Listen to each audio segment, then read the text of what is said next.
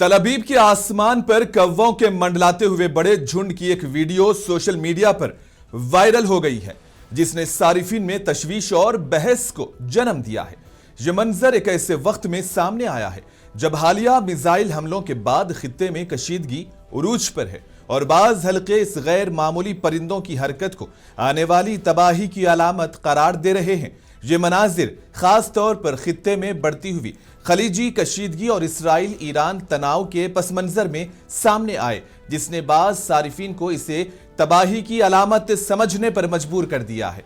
ایک صارف نے دعویٰ کیا کہ تاریخ میں ایسی حرکات کو سلطنتوں کے زوال کا شگون سمجھا جاتا تھا، یہاں تک کہ قدیم رومی سلطنت میں جنگیں بھی روک دی جاتی تھیں۔ کچھ لوگوں نے اسے مذہبی علامتوں یا بائبل کی آیات کے تناظر میں بھی جوڑا ہے، جبکہ دیگر نے کہا کہ ایسی پرندوں کی بڑی تعداد قدرتی موسمی نقل مکانی یا پھر خوراک کی تلاش کی وجہ سے اکٹھی ہوتی ہے۔ ماہرین نے اس واقعے کو غیر معمولی نہیں بتایا اور کہا کہ یہ سائنسی طور پر موسمی رویے کا حصہ ہو سکتا ہے، نہ کہ کسی قریب الوقوع خطرے یا پیشن گوئی کی علامت۔